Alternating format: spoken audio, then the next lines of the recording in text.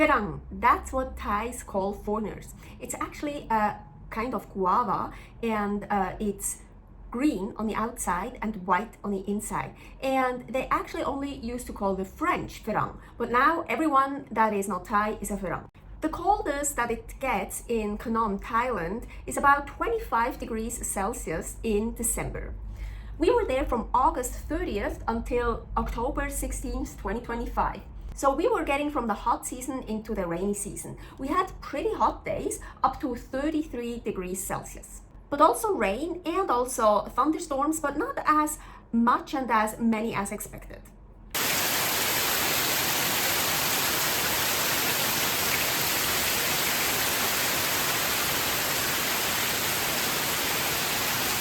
Our host Carol told us that in Khanom live rich Thais, and it's a tourist destination for rich Thais. People there are very friendly, helpful, and it's very safe there. Basically, everyone is somehow related to each other. But Jackie, her friend, and now also our friend, she told us that more and more Westerners are coming to Khanom, Thailand. She saw a 10 to 15% increase in Westerners in Khanom. She's been living in Khanom for about 12 years. Carol just moved back to Khanom from Koh Lanta. She said that Koh Lanta is much more Islamic and Khanom is much more Buddhistic, what she prefers. She also told us you shouldn't flush toilet paper anywhere in Thailand. I told her I always look for a sign, and of course if there's a sign not to flush toilet paper, I don't do it. But she said also if there's no sign, you shouldn't do that. Yeah, but like even in restaurants and in hotels, they don't put a sign up. She said, yeah, because it's not pretty. I'm like, what the fuck, who cares if it's pretty or not? Better to put a sign up than getting damaged pipes. So I think that's fucking stupid if people don't put up a sign because it's not pretty. But yeah, of course, then after Carol told me that you shouldn't flush toilet paper anywhere in Thailand because the pipes just can't support it, they're not big enough, they're not strong enough, then of course I didn't do it anymore, or at least I really tried to remember not to do it anymore. But still, I think I'm not talking about Khanom now because Khanom is not very touristic with Westerners, but I think in Thailand in general, in touristic places, in restaurants where a lot of tourists go to, in hotels and stuff, you should put up a sign not to flush toilet paper, because I guarantee you almost all the Westerners flush the toilet paper if you don't tell them not to. We went to mama stores, like all the other people. Of course, we took off our shoes before we entered the store. But we didn't do that when we went to Lotus. That's just a grocery store chain. At the mama stores, you can also fill up any container you bring with water. So they fill it up with water for you, so you only pay for the water. And that's super cheap, and I think that is so awesome. I will talk more about that later. Yeah, Paul found the ionized water. That's even purer than distilled water. He usually buys distilled water to mix the methylene blue with, but so in Khanom he used the ionized water. We were living very rural. Here is the video about trusted house sitters in Khanom, Thailand, the place. There's no Grab there, and only 2 people do taxi rides, and of course they're really expensive because they don't have any competition, so they can basically charge whatever they want. So you really need a car or at least a scooter there, otherwise you can't get anywhere. So yes, also we needed a scooter to get around. So before Carol left, she and Paul went to a place together to rent a scooter from. And Paul paid them 6,250 Thai baht for 6 weeks. $192 US 54 cents, 155.29 Swiss francs, 165.80 euros, $32.09 per week, $4.58 per day. I think that's a very good price. I'm sure in the US or Switzerland or some places like that would have been much more expensive. And I don't know if it's usually more expensive because we were there during off season for tourists, so not in tourist season. And Carol was with Paul, and Carol speaks very well Thai and she gets treated like a Thai. So maybe we also got a little bit of a better deal because of her, but I don't know. I have no idea. The scooter even had one of those thingies attached where you can put in your cell phone so you can look up the maps of where you're going, or what I did, I used it for filming. But then I also filmed with my hands because it just made better videos. And I put together a security band with rubber bands so to attach to my phone and around my wrist, so my phone couldn't fall out of my hands. Having a scooter is so awesome. I loved it so much. It's so much fun. It's cheap. You can go anywhere you want, whenever you want. You're independent. I really loved it a lot. I hope we can do that more often during our nomad life, to rent a scooter somewhere and not always having to rely on Grab. I tried the scooter out as well. So shit, I actually never been on a scooter before. Back in Switzerland many years ago, I used to own a Honda 125 CBR, so the smallest bike of the big bikes, motorcycles.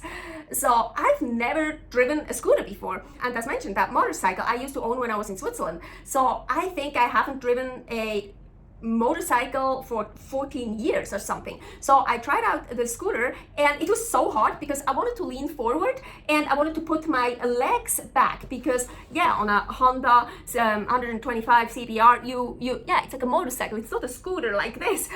It was so hard to break that habit, really. But it was fun.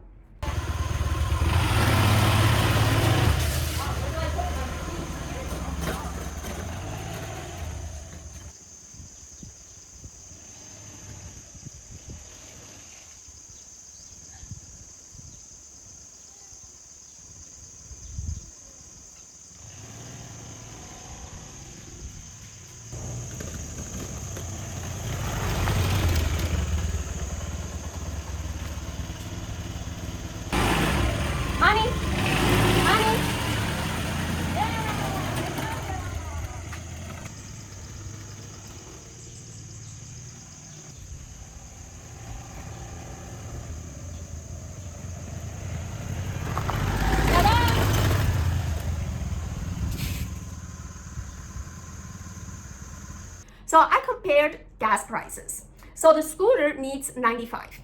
In Thailand, it's $1.04, everything is in US dollars.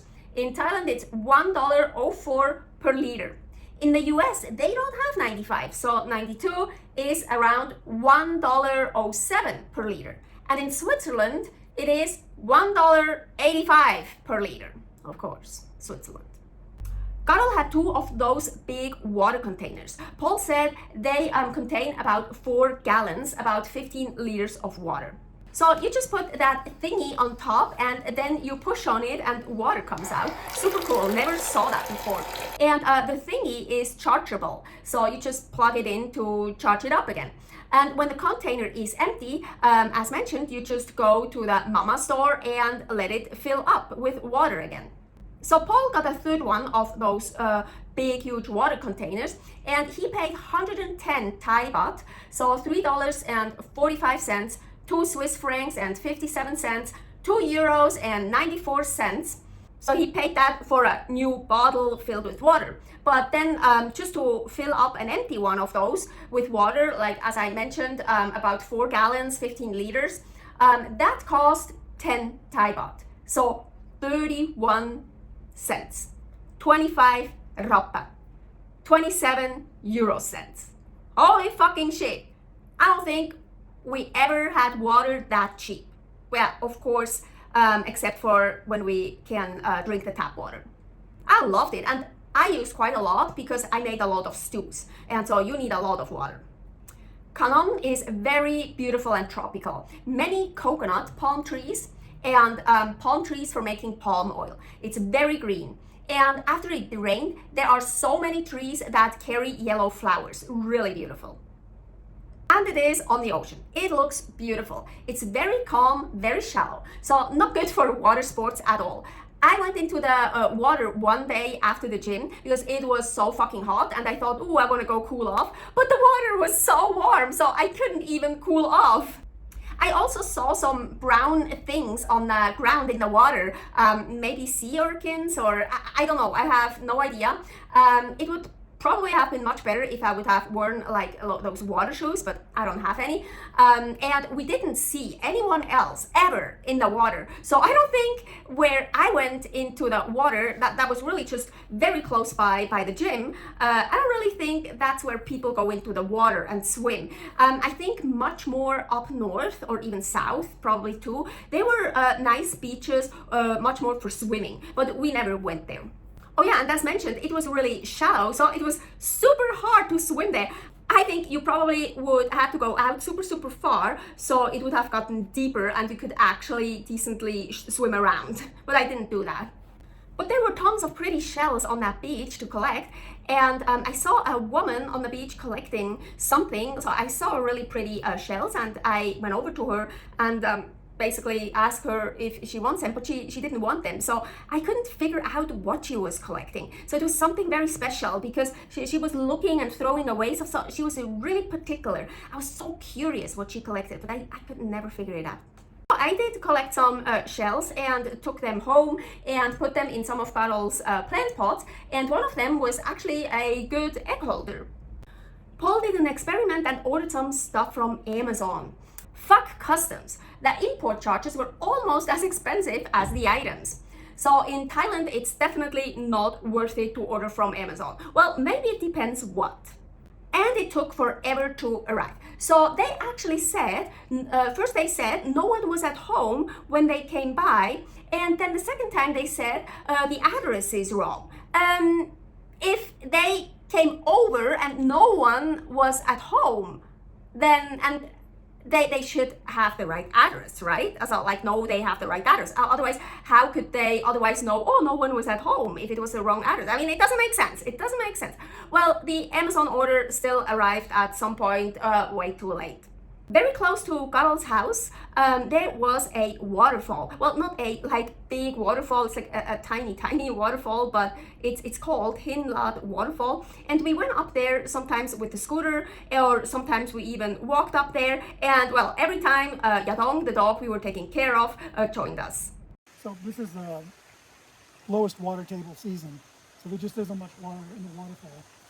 But you can see by looking at the little valley here that this place gets hammered by water flow. The water pressure on the rocks and through here have pushed over these columns, these concrete-filled steel tubes. The concrete benches have been forced all the way down there by the water, so there's quite a bit of water that blasts through here when it really rains. It's just we're here at the low water table time of the year. Yeah, the metal up there is bent over from the water cascading through here. And if you look over to your left, up the hill, you can see this entire concrete chute. So where we're standing would be underwater. Okay, today this is the waterfall. Usually it's up there. It's right up there normally.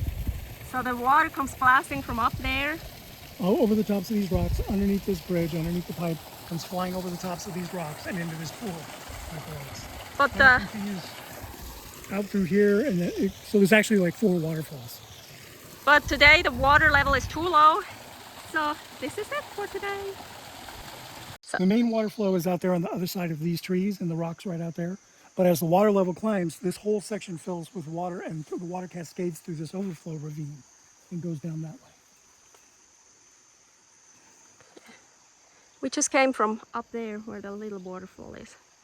Jackie told us after the waterfall, higher up there, the dirt road, there are Thais, they have marijuana fields there. So we never really went really high up because, well, we didn't want to get into any danger or causing any problems. When Jackie drove us to the hospital, here is that video getting my birth control pills in Khanom, Thailand. So when she was driving us there, I saw many rooster statues. Also in Khanom, in front of a restaurant or some private homes, I saw these rooster statues. So I asked Jackie about it, and she told me it's a sacred bird in Thailand. It means good luck.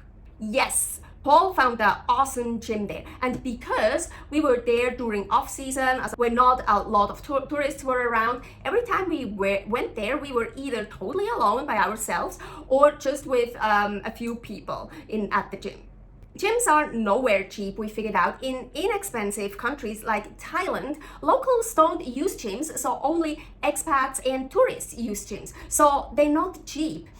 We paid per person for 1 month 2,000 Thai baht, $62.90, a bit less than we paid in Reno, Nevada, the USA per month. So it's expensive. For Thai standards, it's fucking crazy expensive. But Thais, locals, they don't use gyms. They just carry coconuts around. But that gym is really great. So many machines that look pretty new actually. Yes, there were some machines that in my opinion were missing, but I mean, there were more than enough machines and stuff for us to use to get in a good and fun, interesting workout in. Here, the super cool gym, empty. And look what we found. A horse's head. And lightsabers. Unfortunately, there's no battery in it. They don't light up. So cool. Also, those dice I think are really cool. I would like those for at home. Like every day I have to roll the dice and do it.